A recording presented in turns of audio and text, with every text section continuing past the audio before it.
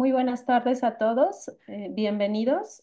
El día de hoy, 18 de septiembre, vamos a tener nuestro webinar de oscilometría. Voy a dar, antes de hacer la presentación, algunos puntos importantes. Les pedimos que todos tengan su micrófono apagado.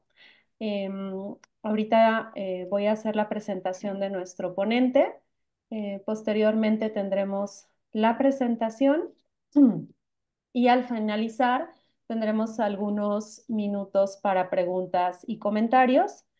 Esas preguntas y comentarios les pedimos que los anoten en el chat para que al finalizar la plática del doctor podamos entregarle esas preguntas y que podamos tener la retroalimentación.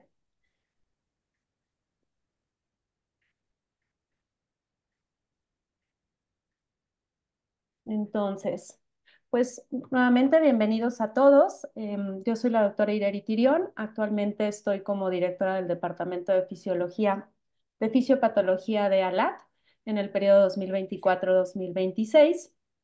Y el día de hoy vamos a tener nuestro webinar exactamente de conceptos básicos de oscilometría y casos clínicos. Y nos acompaña para ello el doctor Adel Elbois. El doctor Adel Elbois es un neumólogo intensivista. Él se formó en el hospital de Brigham y además es profesor de la Escuela de Medicina de Harvard. Él ha trabajado con numerosas enfermedades en cuestiones tanto de investigación como de educación. Sus temas principales de investigación son disnea inexplicable, de causa no definida, enfermedad pulmonar obstructiva crónica, también hipertensión pulmonar, long COVID también ha trabajado y traqueomalacia y ha tenido fondos por los NIH para hacer trabajos de investigación sobre algunas enfermedades genéticas, la parte del machine learning también, y de utilizar diferentes herramientas para predecir algoritmos para interpretación. Y pues por supuesto que ha sido ponente de varios foros tanto nacionales como internacionales. Entonces, para no eh, quitar más tiempo a la ponencia, voy a ceder la palabra al doctor Adel. So, Dr. Adel, thank you so much for your time. So I give you the word. Thank you. All right. Hi, everyone. Do you see first my slideshow? Yes, we Okay. can. But we are seeing the screen as not in the complete. Okay, not the slideshow. Okay, Yes. let's switch. Okay, right now. Now. It's okay, thank you, yes. All right. Good. So hi, everyone. Thank you for the invitation and for the opportunity to talk to you today about the clinical applications of airway oscillometry. The title of my talk is Oscillometry in Action. So breathing beyond the conventional testing. So first, we'll start with the two disclosures. Disclosure number one, I'm a consultant at the Thoracic Medical Systems. It's one of the companies that has one of the most commonly used devices here for airway oscillometry.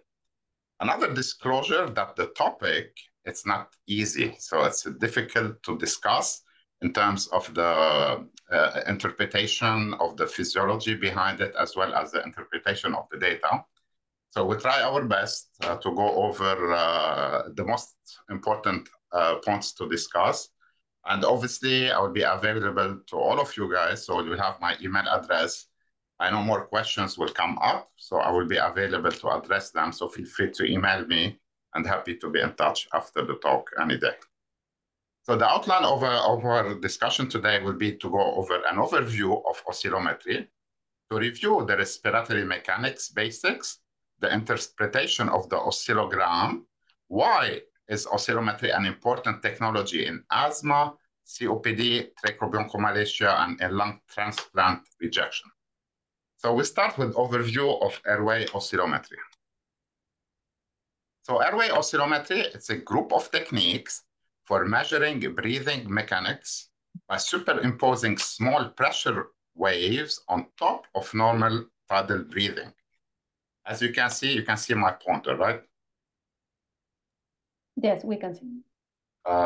So as you can see, we have here superimposed normal breathing pattern, and we have on top of it the oscillations from the device, and that will give us about the breathing pattern as well as respiratory impedance in terms of resistance and compliance. So three main approaches to do airway oscillometry.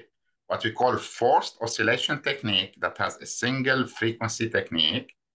So that's the monofrequency that you see here. We talk about impulse oscillometry that gives impulses.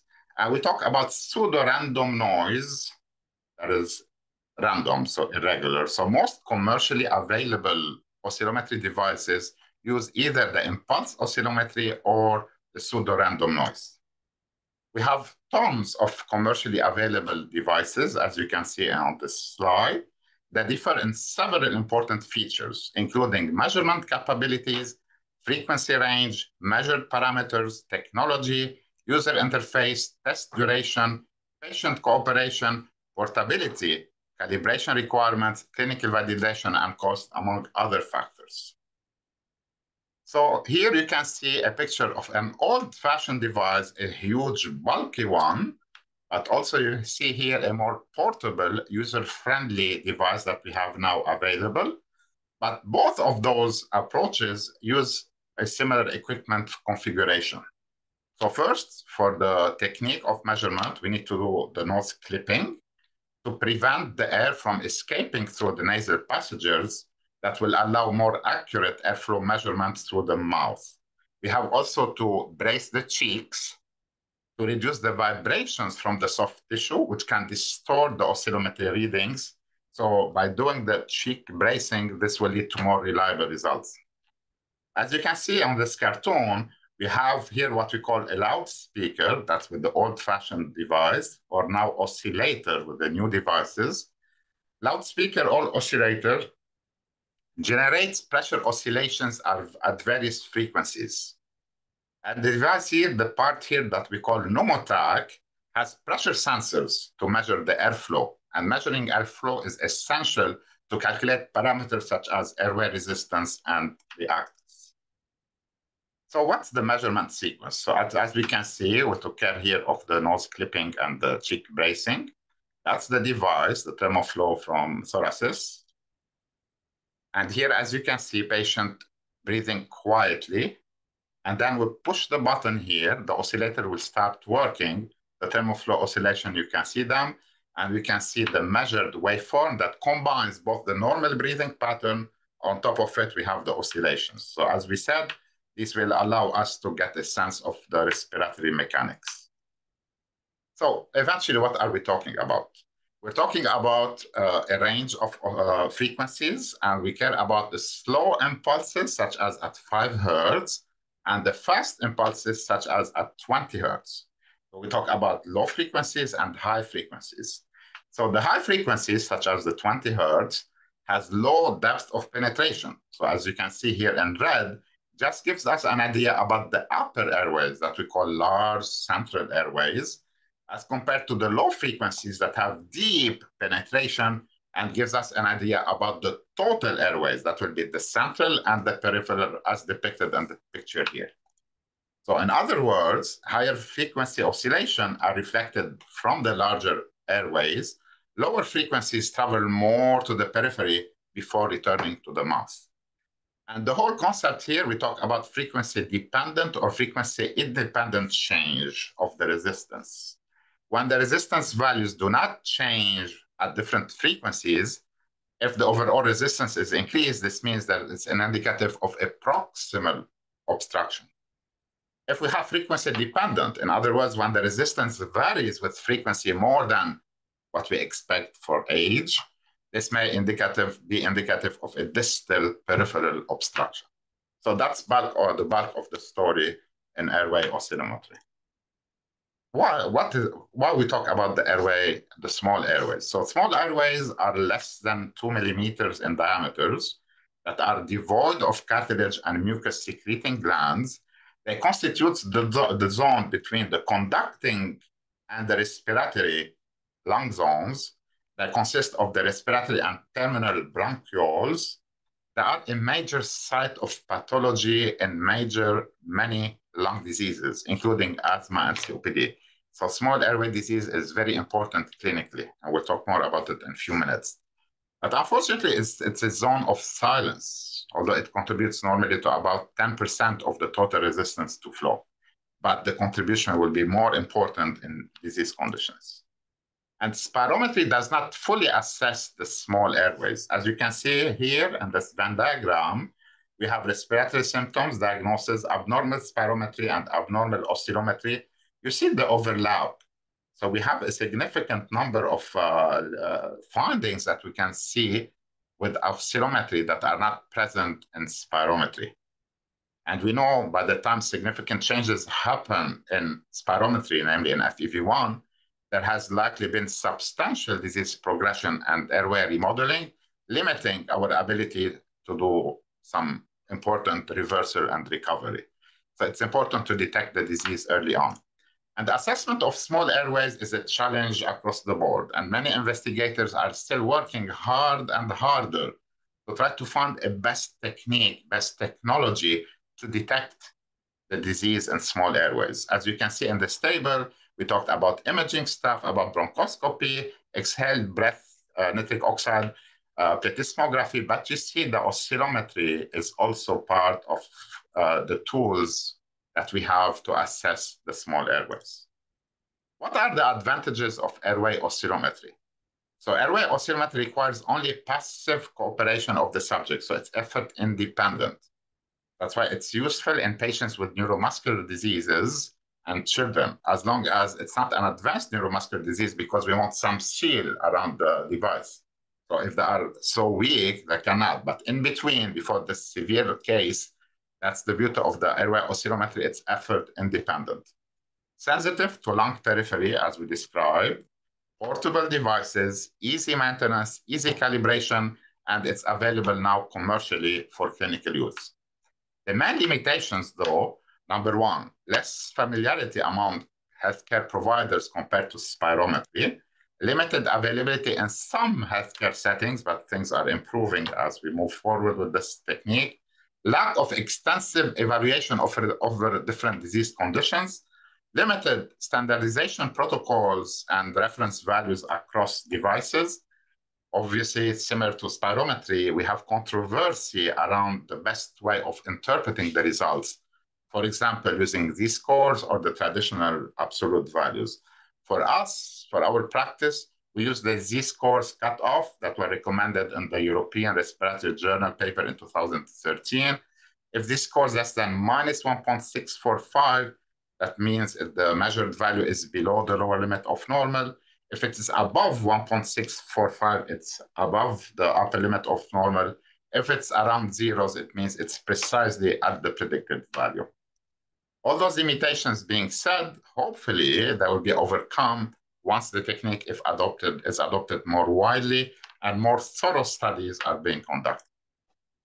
Here, a table comparing spirometry to impulse oscillometry, or the oscillometry in general. We can see cooperation is less needed for the oscillometry from the patient cooperation. So it's a forced expiration for the spirometry and paddle breathing for oscillometry.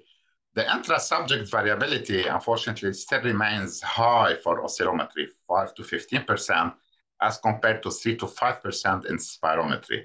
As we said, the oscillometry is sensitive to the peripheral and the central as compared to spirometry in terms of airways, and availability of robust reference values, as we said, less available in oscillometry compared to spirometry. So we have limitations that we have to work on and to work with for now, but to try to limit and improve the test per se, we need to apply thorough and rigorous quality control. So we take 3 replicates to derive a coefficient of variation, and we'd like to have this coefficient of variation less than 10% in adults. And we need to look carefully for artifacts and take care of them, so have strategies to remove them. So what is airway oscillometry overall? So overall, airway oscillometry is plotting on the x-axis of the frequency at different ranges. And on the y-axis, we have the plot of the resistance and the plot of the reactance. And we have different values and different parameters that we'll be talking about. Now, in healthy subjects, the respiratory resistance is almost independent of the oscillation frequency. So this curve is not really a curve. It tends to be more of a flat line. A little bit of variation, but not significant difference between the resistance at 5 Hertz and the resistance at 20 Hertz. Now, sometimes the resistance may slightly be higher at higher frequency due to the upper airway shunt effect if we don't do a good job in terms of bracing the cheeks. Because improper bracing of the cheeks allows the soft tissues to vibrate and to absorb the oscillation energy, causing an artificial rise in the respiratory resistance, particularly at higher frequencies. Why at higher frequencies? Because at higher frequencies, oscillations are faster, and the soft tissues of the upper airways have less time to stabilize between the oscillations. All right, so let's move on to the respiratory mechanics basics. As we all know, respiratory physiology, respiratory mechanics, any discussion about the stuff is dry in a way. It's difficult in a way. So bear with me, but it's important to cover those important concepts. So for the gas to reach the alveoli, the respiratory tract offers hurdles, opposing forces that need to be overcome. So we return back to the model of a straw or a pipe and a balloon. So the resistance is the pipe component. So it's the pressure required to drive the flow. The reactance, which is the compliance and the inertance, it's the balloon component. So that's the expansion resulting from the applied pressure. In summary, the resistance is how hard it is to push the air through the straw or the pipe, meaning the airways. The reactance reflects how easy or how hard it is to inflate the balloon, which is by analogy the lungs. So we'll give you a few seconds just to review again this important slide. And now we'll be talking a little bit more depth about the resistance and the reactance. So what's really measured is the impedance. What is impedance? To impede, that's where the term comes from. So impedance is the sum of all forces that oppose the impulse that's generated by the oscillator. It's calculated from the ratio of pressure and flow at each frequency. So impedance is referred to as Z for respiratory system, ZRS. So it's the ratio of the pressure divided by the flow at each frequency. So it's the sum of the respiratory resistance plus the respiratory reactance. Respiratory resistance, one more time, is the energy required to propagate the pressure wave through the airways. So the results are representative of airway caliber. The reactance that we refer to as XRS for respiratory system is the amount of recoil generated against that pressure wave. So it provides information about the mechanical properties of the respiratory system, particularly its capacitance and inertance. So let's discuss those terms. So back to respiratory resistance. When we talk about respiratory resistance, we talk about central, proximal, and peripheral or distal airways. We talk also about lung tissues and chest wall resistance. They all go into the total resistance. By looking at the resistance at low frequency of 5, we get an idea about the total resistance. When we look at the resistance at high frequency of 20, we get an idea about the center resistance. And when we subtract, when we get the difference between the resistance at 5 and the resistance at 20 hertz, that's when we get a sense about what's happening in the peripheral resistance. So one more time, R5 is the total resistance, R20 is the center resistance, and the difference, R5 minus R20, is the peripheral resistance.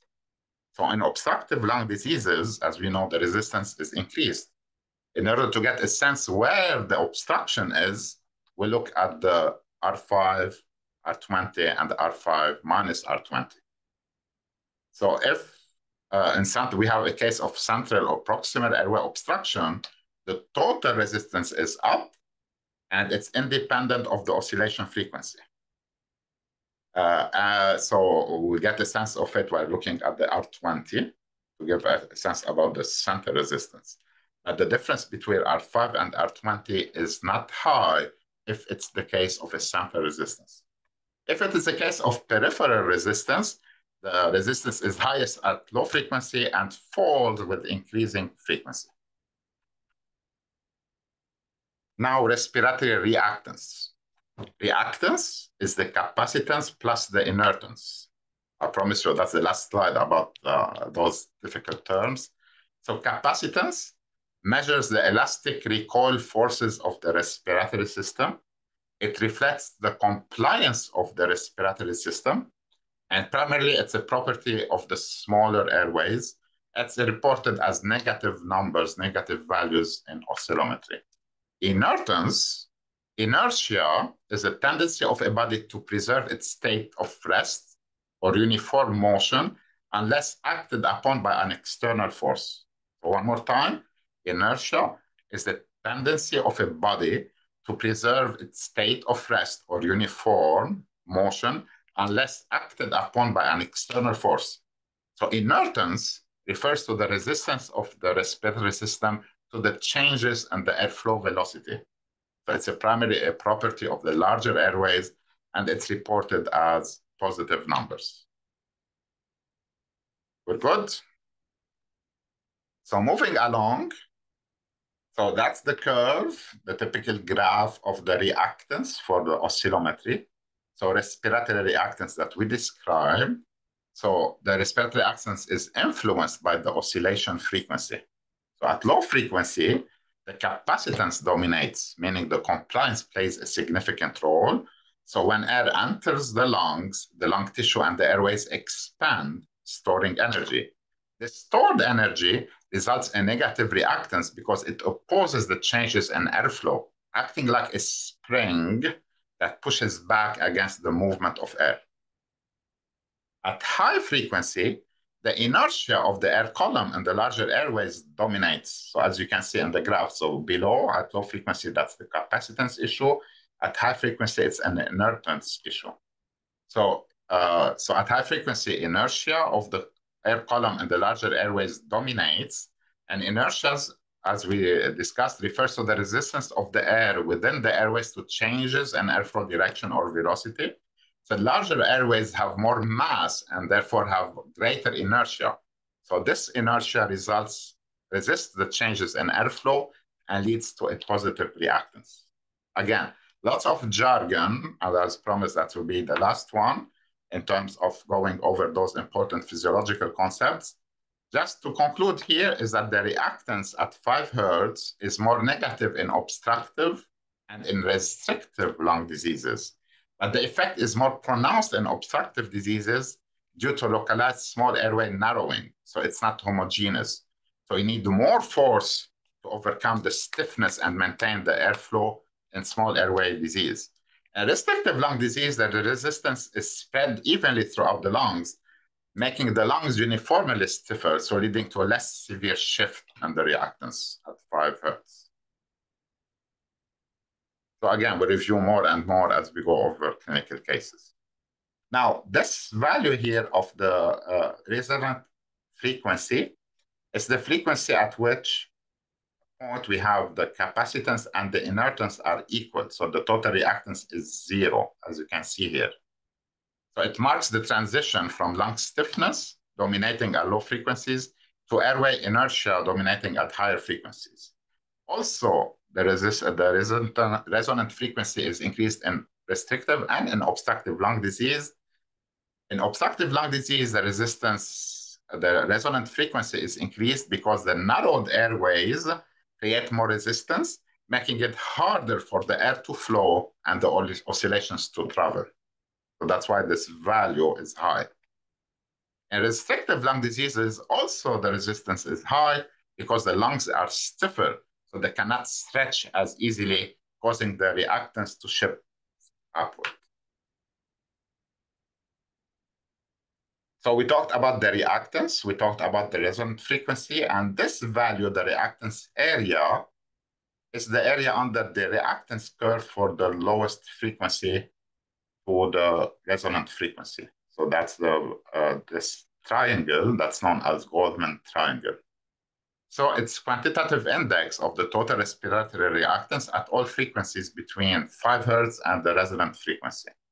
So it reflects the total burden of the abnormal reactance, mostly related to the small airways.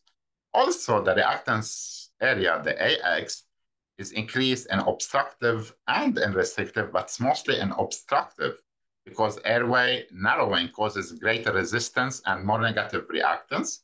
And restrictive lung disease, again, the uniform lung stiffness leads to a smaller reactance change, so the AX increases less. And that ends the section talking about respiratory mechanics basics. So let's summarize all what we discussed.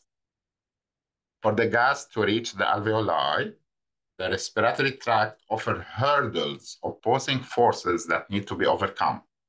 We talk about the resistance that's related to flow rate.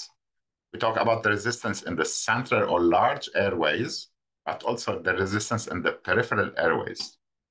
We talked about reactance, which is related more of volume change. We talk about the inertive properties related to acceleration of gas flow and lung or chest wall. And we talk about compliance and elasticity or capacitance. I will give you a few seconds just to look again at the summary slide, just to get those terms in perspective. And now we move on to interpret them and talk about more clinical applications.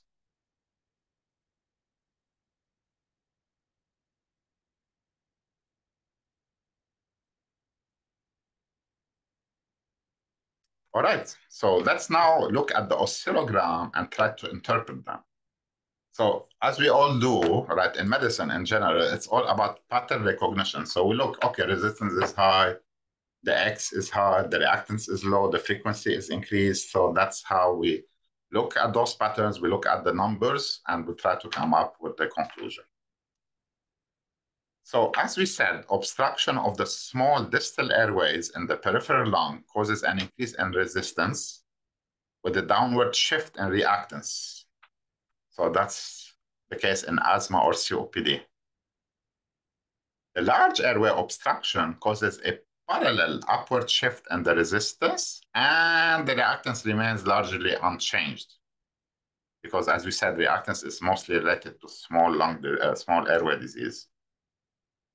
And in restrictive lung disease, we'll see that the resistance is mostly normal, may increase rarely, but mostly normal, and it's mostly the reactance that's mostly negative, more negative. So this table gives you an idea what to expect in peripheral obstruction and central airway obstruction, in combined airway obstruction and a restrictive lung disease by looking at the R5, so the resistance at 5 Hertz, the resistance at 20 Hertz, the difference between the resistance at 5 and the resistance at 20 Hertz, the X5, that's the reactance at 5 Hertz, the area under the reactance curve, the AX, and the resonant frequency. So now we'll go over this table in more details, one disease at a time. So we start with peripheral obstruction. As we said, in peripheral obstruction, the R5, which is the total airway resistance, is increased. But when we look at the R20, which is the central airway, it's normal because it's a problem in peripheral obstruction. If we look at the difference between R5 and R20, it's increased. Again, R5 and R20, giving us an idea of what's happening in the distal airways. When we look at the reactance at 5 hertz, it's more negative. Why? Because the small airway involvement increases the lung stiffness. The AX, the area under reactance curve, also is increased due to the increased contribution of the small airway obstruction. The resonant frequency is also increased. Why? Because the increased resistance in the small airways alters the way air moves through the lungs, requiring more effort for the oscillation. So that's why this point of the resonant frequency will be moved and will be increased.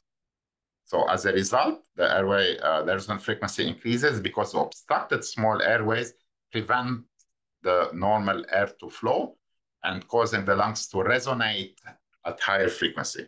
So this resonant frequency will be moved to a higher value to the higher frequencies. We're good? Now, when we take an example of a central airway resistance, so one more time, R5, which is the total resistance, is increased. We know it's the total resistance.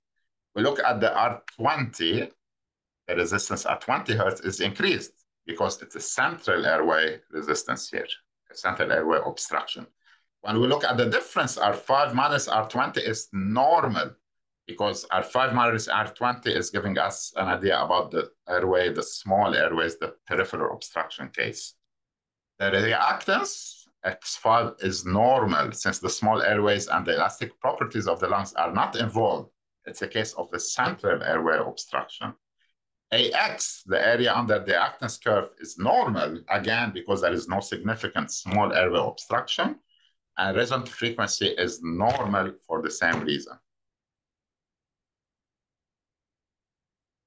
When we have the combined case of peripheral and central airway obstruction, we see it all. We see that the total resistance is high.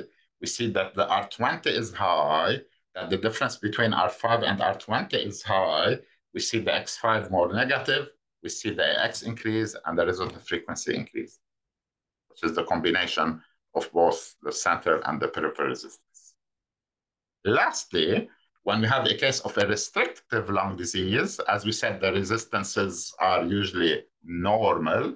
Sometimes, if we're advanced stage, they can increase because of the degree of the lung volume restriction, which may cause elevated resistance. But in general, R5, R20, R5 minus R20 are normal. But again, they can be increased in more advanced cases when the lung volumes are really small.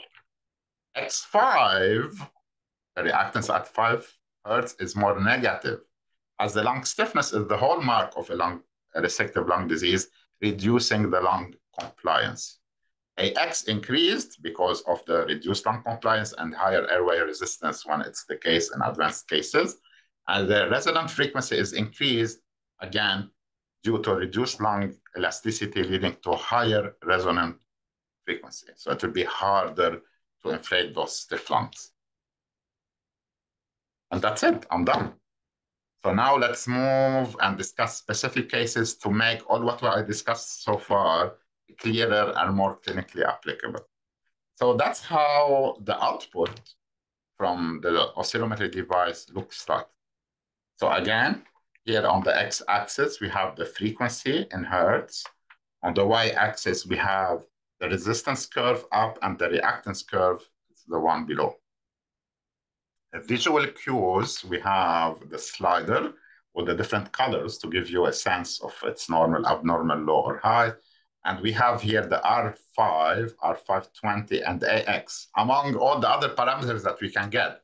And obviously, you can make the changes in the software to make them available to you on the screen. But we can get all the parameters that we need. Here, what we can see is that here they show you the upper limit of normal, dotted line, and the lower limit of normal, dotted line. You see that the resistance and the reactance graphs are between the normal lines, so that's a normal case. We look at the cursors here. R5 is on the green zone, R520 green zone, and the AX green zone. All those refer to a normal test result. Okay. Now, if we look at this case, we see here already, Here is the upper limit of normal dotted line. We see that the resistance is increased, is above the upper limit of normal. And indeed, when we look here, we see the reactance is normal because it's above the lower limit of normal. Now, when we look into the values, we see that the R5 is increased, is almost on the red zone, the cursor.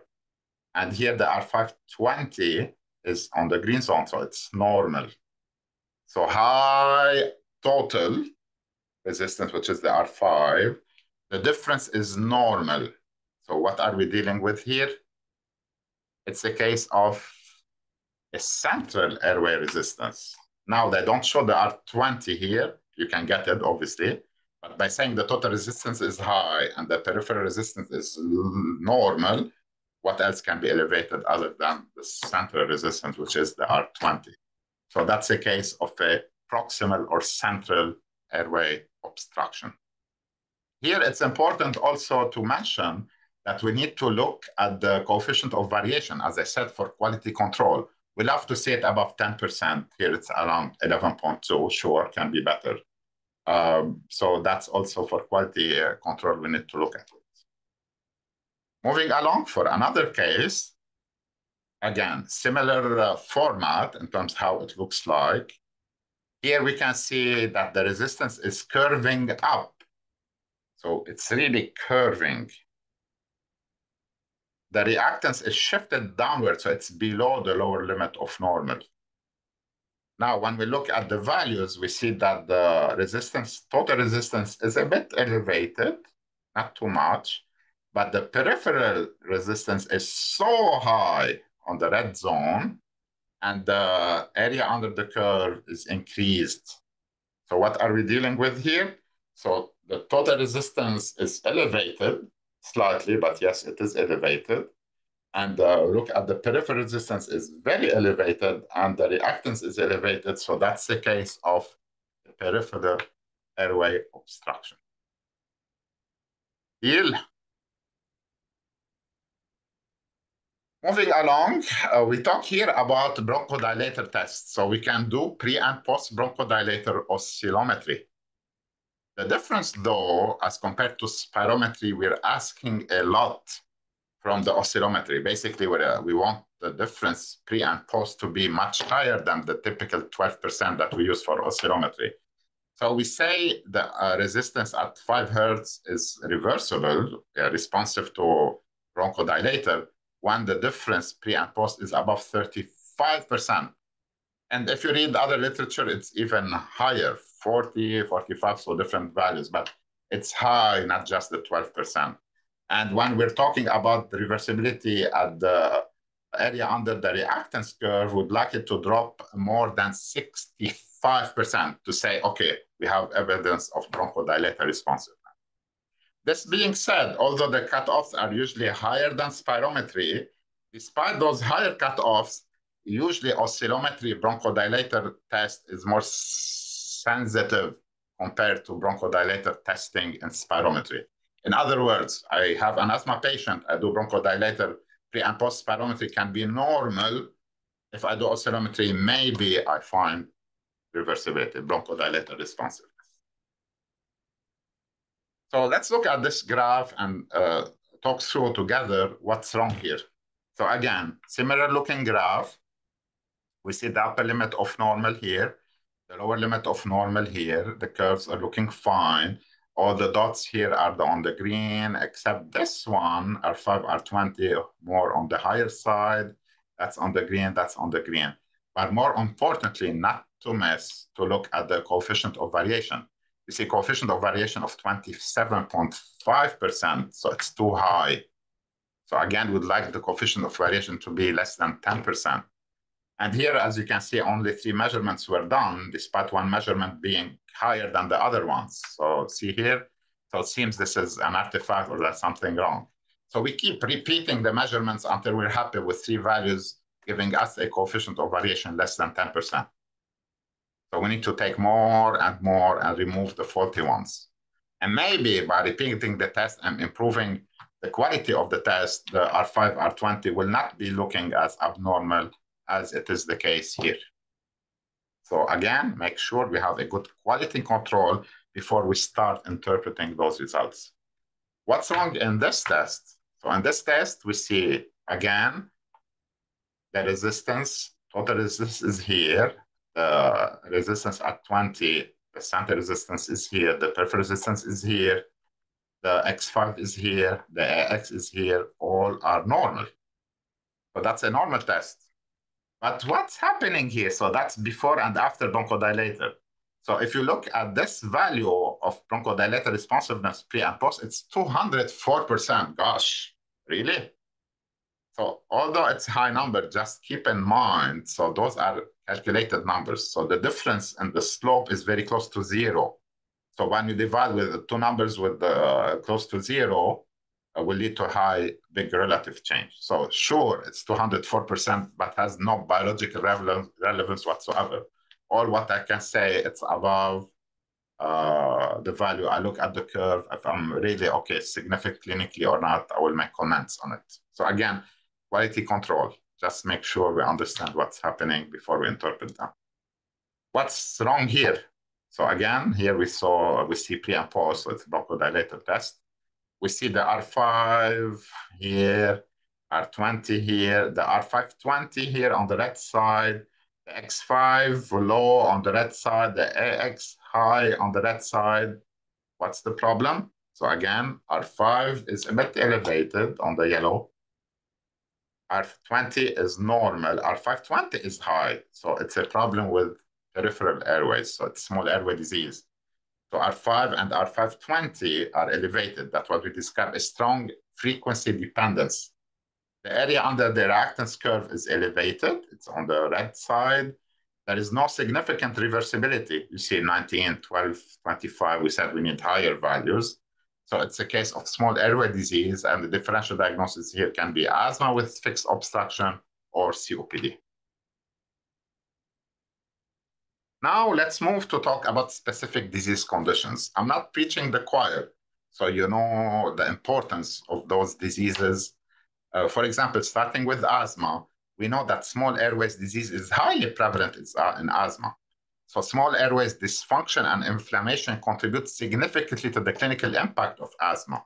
So in a study in systematic literature review, using different techniques of assessment of small airway disease, small airways are affected in more than 50 to 60% of the asthmatics across the board.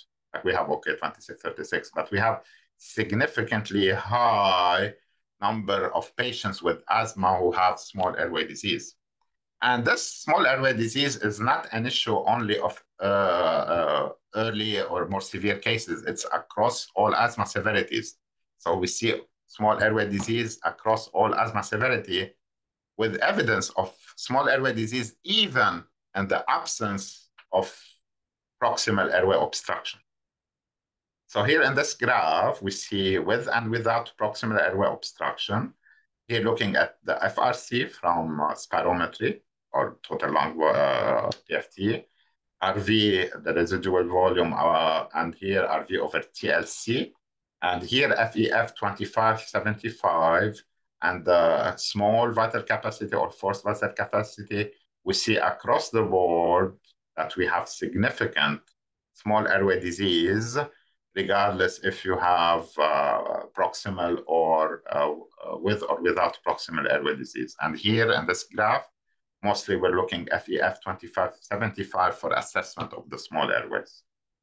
One more time, small airway disease is highly prevalent in asthma across all asthma severity, with evidence of small airway disease even in the absence of proximal airway obstruction. And it's not just fun to find it, it's also clinically relevant because patients with asthma and small airway dysfunction have higher risk of having exercise-induced asthma symptoms. These are the odds ratio that you can see. Asthma-related night awakening, increased FeNO, fraction excretion of nitric oxide, tends to happen more frequently in females, smoking, older patients, and overweight. So it's important. Though size matters, sometimes even small can outdo the big. So the problem in asthma, mostly, it's a primary affecting the small airways. So the section C of this lung cartoon, more than the B and more than the A. So we can see small airway disease without the evidence of proximal airway disease. So looking at the oscillometry, as we described in a couple of cases before, we can assess bronchodilator responsiveness as shown in this nice graph showing the wide differences before and after bronchodilator in terms of resistance, that's increasing, decreasing, and here in terms of the reactance. And you see here the percentages of changes, we're talking 75, 45%, 58%, and this study published in 2017. When they looked at the airway oscillometry in terms of asthma severity, as you can see in this bar graph, we have the healthy volunteers in gray, we have moderate asthma in red, we have severe asthma in blue. Here looking at the total resistance, which is R5, the center resistance, which is R20, the peripheral resistance, which is R5 minus R20, and the reactance, the X5. As you can see, the total resistance increases with asthma severity. Center resistance, not really. Here it's a small airway disease that's worse in severe asthma. And the same, the reactance is more negative in severe asthma. So airway oscillometry allows us to assess the severity of asthma. So except for center resistance, all parameters showed increased abnormality with increasing asthma severity. Not only asthma severity, we're talking about asthma control. So here in this study of 302 subjects who had a FEV1 of 97% predicted, normal, on LABA and inhaled corticosteroids, they studied the need for the use of short-acting beta agonists, so rescue inhalers. They assessed here the FEF 2575, the peripheral resistance on oscillometry R5 minus R20, or the combination of both. So here they assess the need for beta agonists, and here they assess the need for prednisone. You can see that combining, looking at both spirometry, the FEF 2575 and R5, R20, gives us a better idea in terms of how good the asthma control is. So as you can see here, the adjusted odds ratio for the need for a rescue inhaler is higher if we have abnormalities in both FEF 2575 and R5, R20, as well as the use of oral corticosteroids. So in summary, in asthmatics, we have a preserved FEV1, the presence of persistent small airway disease here defined by the combination of the spirometric FEF 2575 and oscillometric R5, R20 was associated with a significantly increased likelihood of worse long-term asthma control. Take this pushing it more. If we look at type 2 inflammation, so here on the x-axis, we have the eosinophil count less than 300 or more than 300. We can see the area under the reactance curve, the AX is higher if the eosinophils count is high. The difference between R5 and R20, the peripheral resistance is higher if we have more eosinophils. And we know IgE elevated more, and we know FeNO elevated more if we have higher eosinophils. So again, no one is saying oscillometry is taking over spirometry. We're saying it's complementing spirometry and gives us a more fine-tuned clinical assessment of asthmatic patients. Moving along, now let's talk about COPD. So we know better screening tools are really, really needed to diagnose COPD earlier, because we know for now we're not doing a good job. Based on an American database of 360 COPD patients with overall mean FEV1 of 60% of predicted at the time of diagnosis, see here eventually the spread of the gold. So 50% in the green, gold 2 already, 26 gold 3, and 5% already gold 4. So we need really to do a better job to diagnose the disease earlier, not for the fun of it, because it makes a difference. So in this study that we published in 2019, from the COPD gene cohort, where we have different categories. We call them no COPD, possible COPD, probable COPD, and definite COPD, depending if it's exposure only, imaging only, symptoms only, spirometry only, or the combination of two, or if it's definite, we have spirometric abnormalities, symptoms, as well as imaging abnormalities. Here we look at the decline in FEV1 over time, as well as all-cause mortality. So we know if we have a definite COPD case where we have spirometric changes, imaging changes, and symptoms, the FEV1 tend to change quickly. So there is a rapid decline over time, as well as the mortality that's increased. But if we look at the other cases, also we have increased mortality and increased risk of changes in FEV1 over time. So it's not only when we have all three of them, although that's the most advanced cases, but we'd like to detect them earlier, sooner than just waiting until we have increased mortality if we have spirometry and imaging, for example. So all what I'm trying to say, and again, I'm not preaching the choir, we all know it's important to diagnose the disease very early. And here you go, oscillometry can help with this mission. So if we look at the oscillometry, here the old study of called ABCD, that's how they labeled them. They looked at the R5 minus R20. So it's increasing with increasing cold severity. They look at X5, so it's more negative with increasing asthma COPD severity. And here the CAT score, the dyspnea score, and the R5, R20, they are really nicely correlated. So again, airway oscillometry can help to detect COPD earlier.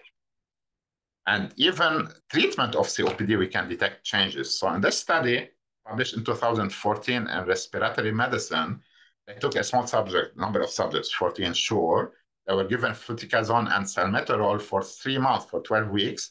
They assessed FEV1, FEF 2575, FEV1 over FVC, the resistance from oscillometry, the reactance from oscillometry, and the St. George Respiratory Questionnaire at baseline and 3 months after the treatment.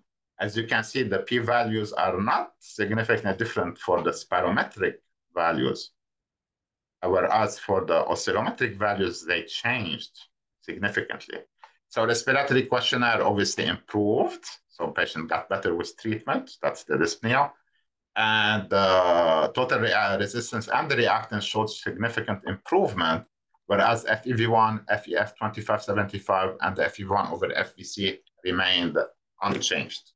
So that's another attestation of the fact that we need to complement the spirometry with the use of the oscillometry. So how we can see the differences on oscillometry in COPD versus asthma. So COPD mostly involves both central and peripheral airways, where we can see elevated R5, R20, decreased X5 because of impaired airway compliance, increased RX because more pronounced airway inhomogeneity and elastance. In asthma, primarily involves the small airways, so it's elevated R5 and R20. So with normal, typically X5 and AX, in mild to moderate cases. In more severe cases, sure, AX is more negative. We can see more of the central airways, and the AX is increased. Now, in COPD and severe asthma, let's talk again about the rationale, what's happening. X5 is more negative. So one more time for us to understand.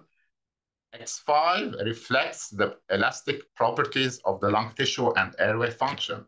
Essentially, how much the airways and lung tissue resist the deformation.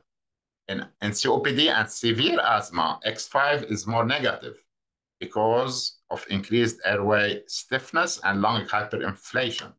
This happens because of the narrowing and inflammation of the airways, reducing the compliance of the lungs. So in other words, the lungs need to work harder to move air in and out, leading to stiffer lungs and trapped air. That's the hyperinflation. AX is increased. Again, it's an indicator of airway inhomogeneity, meaning different parts of the lungs are functioning unevenly. So in COPD and severe asthma, some airways are more obstructed than others, so different parts of the lungs inflate and deflate at different rates. This mismatch makes a great difference in the elastic response of the lungs, increasing the overall reactance and therefore the area under the reactance curve, which is AX. Hopefully this is making more sense as we move along. Now, what about in tracheobronchomalacia or excessive dynamic airway collapse? So again, we understand this disease. So this is the normal bronchi or the trachea. That's the inspiration, that's the expiration. The tracheomalacia, we have floppy airways, so they tend to collapse during expiration. In a study that was presented at ERS 2023, so TBM, the tracheobronchomalacia, is a comorbidity of asthma. And many times they're like, okay, why the heck the patient is not improving? The asthma is still not well controlled. Well, look, we see that we have a case of TBM. So TBM, in addition to asthma, and even without asthma, has a bad prognosis and hampers the optimal clinical assessment. So in a prospective study of 33 subjects, 26 of whom were women, they are adults, with severe asthma under biological treatment. To that extent, okay, the patient is not improving, let's go into the biologics. Turned out that we have TBM that was diagnosed by bronchoscopy, and I consider the collapse to be significant if we have expiratory airway obstruction of more than 80% on dynamic bronchoscopy. From the 33 patients who were included in the study, 11, meaning 33% of them, had chronic airway obstruction, and 18% had associated tracheobronchomalacia.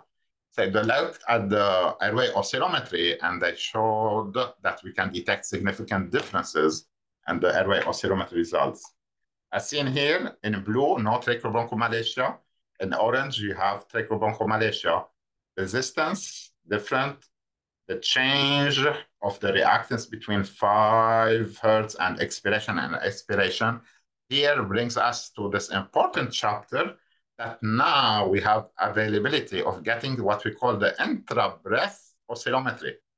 So we can also not only get the resistance, we can get the resistance during inspiration and another value for resistance during expiration. As we can imagine, because TBM is a problem during expiration, so the expiratory resistance is high, but the inspiratory resistance is normal. So sometimes when you say the total resistance, not looking into inspiration versus expiration, it's normal. You cannot detect the difference. So the intra-breath oscillometry allows us to compare inspiration versus expiration. And here, as you can see, that was one of the most important changes that we can detect between inspiration and expiration in terms of resistance as well as the reactance. You see here, the expiratory R5 is increased. The expiratory R5 minus R19 that I did instead of R20 is increased. So in summary, in TBM or EDAC, the R5 and R20 can be normal. But if we do the inspiratory versus the expiratory can be normal, but the expiratory is the one that's increased. We have decreased reactance. Why?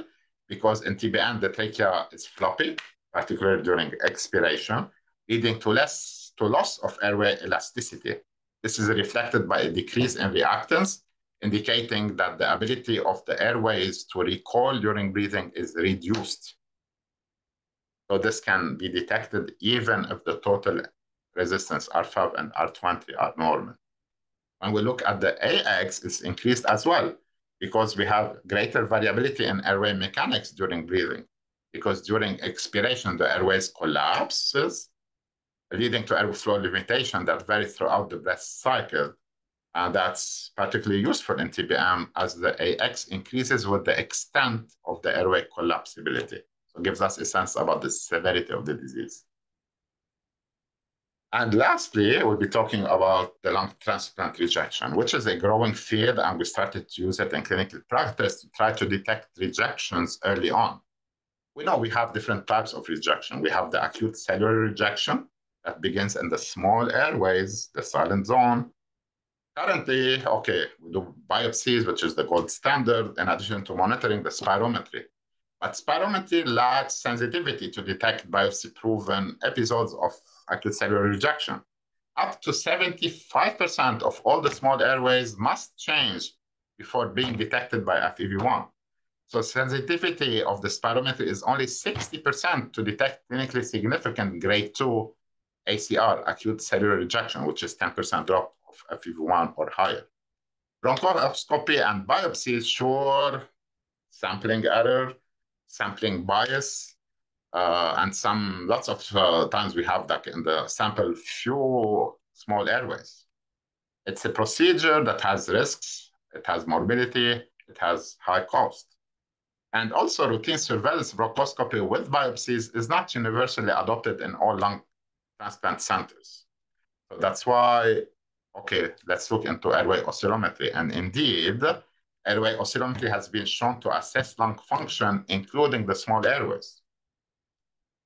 So airway oscillometry has the potential to detect subtle physiological changes associated with the rejection before the patients become symptomatic or even have findings on routine spirometry.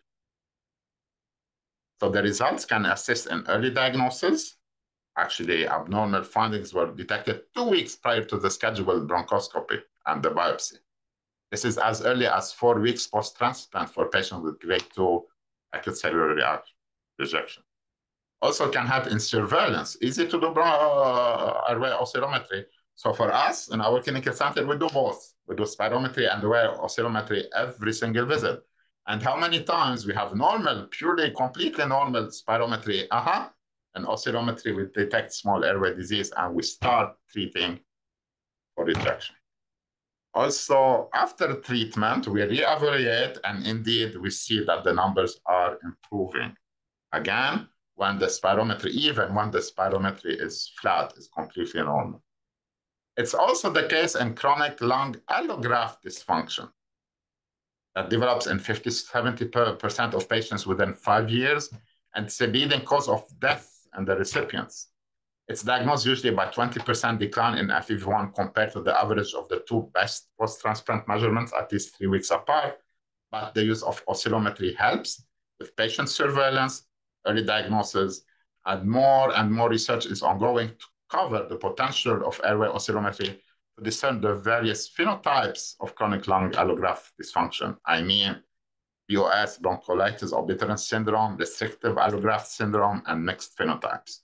And this table gives an example what will be the findings that will lead us to think about the type of rejection that we can see. Is it acute cellular rejection, antibody-mediated rejection, chronic lung allograft dysfunction, BOS, or restrictive allograft syndrome? And we know it, right? Because it's a problem with small airway obstruction, or it's a restrictive problem. And we discussed those in the overview of how to interpret the oscillometry. The saga continues. We're not done yet. So we talked about asthma, we talked about COPD, we talked about TBM, we talked about lung transplant rejection. But more and more diseases are being studied. And in this review paper, titled Window of Opportunity for Respiratory Oscillometry, we can see role potential in cystic fibrosis and bronchiectasis, in occupational nicotine exposure, even a group in Canada now using oscillometry to detect the side effects of marijuana use. So spirometry is normal, and yet they are finding small airway disease with the use of marijuana. COVID-19, the long COVID syndrome. Also, we have findings in oscillometry that are not detected by spirometry or even full pulmonary function testing. Neuromuscular disease, as we said, but also OSA, obstructive sleep apnea. So more to come. So that concludes my talk. Now let's move to have 3 multiple choice questions. I'm not sure how you guys would like to do it.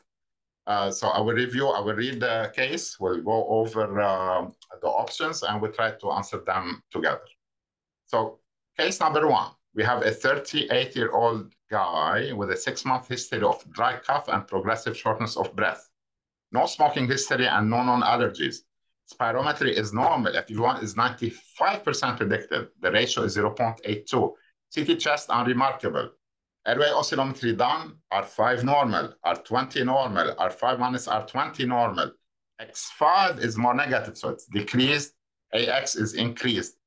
Which of the following best explains this patient oscillometry findings, obviously in this clinical context? All the interpretation I can say it's normal oscillometry result. Central airway obstruction, small airway disease, large airway dysfunction, restrictive lung disease. Any volunteer? Really, how would like to do that? I think that some students are just putting in the chat the answer. Everyone is saying that the correct answer is E, restrictive lung disease. Exactly. So it's actually a small airway dysfunction. So let's look into this. First, yes, to go back to the slide where I showed you the differences, peripheral obstruction, central airway obstruction, combined airway obstruction, restrictive lung disease. You see normal R5, normal R20, normal R520, more negative X5, more increased AX. They go along with restrictive lung disease, sure. But here the spirometry is fully normal and CT already done is unremarkable. So just to point here that the small negative and increased AX can also be seen in peripheral obstruction without or even before that R5 increased, R5, R20 is increased. So that's early sign, early stage or mild small airway dysfunction. So it was a tricky question. So yes, you're right. The differential diagnosis, mostly if I don't have the case, I would say it goes along with restrictive lung disease or small airway disease, even before the changes in the resistance. So it's early stage small airway disease. What's pushed us to say small airway dysfunction here as compared to restrictive lung disease, because the spirometry is fully normal and the CT chest already done is unremarkable. You can argue, was it done interstitial lung disease protocol? Sure. But in general, just keep in mind that this picture can go along with small airway disease and or restrictive lung disease. We're good? Question 2. We have 65-year-old gentleman with history of non-small cell lung cancer treated with surgery and radiation 3 years ago. Now with exertional dyspnea, occasional wheezing over the past 6 months. Symptoms are getting progressively worse. Chest X-ray, spirometry, unremarkable. Airway oscillometry, elevated R5, elevated R20, R5 minus R20 normal, reactance normal, area under the curve normal. So what's happening? Tracheal stenosis, post-radiation fibrosis, radiation-induced pulmonary fibrosis, vocal cord dysfunction with intermittent obstruction, COPD or asthma.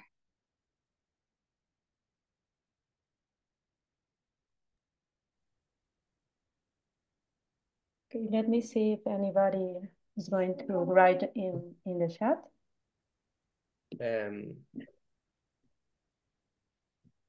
Sí, Juan Brizuela, adelante. Yes, I think maybe A. Absolutely. So it's a problem with the central airway obstruction because R5 is elevated, R20 is elevated, R520 normal. Now, why it's not vocal cord dysfunction? As we know, the vocal cord dysfunction is a dynamic problem. So the obstruction is dynamic. To catch it on oscillometry will be hard. Usually everything is normal. And usually the symptoms and the collapsibility does not occur during normal breathing. And we do normal breathing for the oscillometry. So the abnormal vocal cord closure usually happens during exercise or stress. So yes, in the setting of a small lung cancer in general treated with radiation, and this clinical context, it's most likely tracheal stenosis from post-radiation fibrosis because the airways resistance that's elevated is the one related to central airways. Cool? Good, thank you. Yeah, go ahead. No, nothing. Okay. The last question. So 50-year-old lady underwent bilateral lung transplant 3 years ago due to COPD. Now presenting with increased shortness of breath and non-productive cough. Spirometry reveals 10% drop in FEV1 compared to her previous baseline. Airway oscillometry R5 elevated, R20 elevated, R5 minus R20 normal, X5 normal, AX normal. What's the most likely cause of her symptoms? Acute large airway infection, bronchiolitis obliterans syndrome, restrictive allograft syndrome, acute cellular rejection, or pulmonary edema.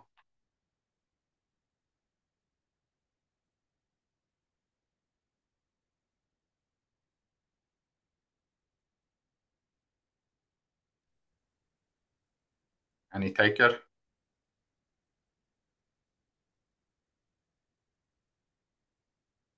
Karen might just write letter C. C in terms of restriction? Yes, I don't know if anybody else. So again, R20 elevated, the difference R520 normal, X5 normal, AX normal. Usually in this section, X5, AX are elevated. So X5 is more negative and AX is elevated. So that's a lung transplant case, and not every single symptom we need to contribute to rejection. This pattern here, elevated R5, elevated R20, and normal R5 minus R20 is central airway problem, obstruction. So the answer here is acute large airway infection, because it's a large airway problem. Bronchiolitis obliterans syndrome would cause a small airway obstruction, which will elevate the R5, R20, which is not the case here. Restrictive allograft syndrome also will cause a restrictive pattern change of X5 and X. Pulmonary edema, also it's a restrictive pattern, right? Because it's just filled the alveoli with fluid, right? It will be hard, will be stiff lungs, so it will show as restriction. All right? I have a question. It's a central airway obstruction noise is similar. Exactly. Similar to the previous question, exactly. So the clinic and symptoms are very important to compare it with the previous case? Absolutely. And here it's a lung transplant. It seems there is a problem at the site of the transplant, right? The surgical site and the tracheal site. So there is an infection at that site of the anastomosis. So it's a case of acute large airway infection. Okay, so here, if you look, spirometry drop of 10% in FEV1, okay, maybe rejection, let's get started treating. But if you have more idea with the airway oscillometry, you see here how this contributed to the clinical case, and we look more into the large airway infection. Sure, what is the fever? What are the other stuff? Patients are immunocompromised. We can argue about that. But just the point here that airway oscillometry adds to the clinical care on top of the spirometry imaging and obviously the clinical judgment of the physician. All right, so in conclusion, airway oscillometry is young, sure, but very promising technology. It's effort-independent, rapid test to do. We have modern, portable, user-friendly devices available. The measures in airway oscillometry gives us the sense about the central versus peripheral, also about the reactance. It is gaining increasing clinical relevance due to its ability to detect subtle changes in lung function, particularly in small airways, the silent zones, making it a valuable tool for early diagnosis, monitoring, and assessing treatment response in a variety of respiratory diseases, and should be used, again, in conjunction with spirometry to fully characterize the physiology and pathophysiology. And indeed, in a paper published in 2024, January, title, Adding Oscillometry to Spirometry in Guidelines Better Identifies Uncontrolled Asthma, Future Exacerbation, and Potential Targeted Therapy. So combining them both. Looking at it this way as a volcano, the top, the spirometry, is just giving us the idea of the amount of lava that comes out of the volcano. So it's volume-based information. Oscillometry is the channel and the volcano open or closed. So why the output volume changed? What are the mechanical properties of the lungs? So that's why it's helpful to get more about what's happening in the physiology and pathophysiology. All what I discussed so far, I'm not pretending that we're done. So lots of unanswered questions. Who, where, how, what, where, all those questions. The work is still in progress.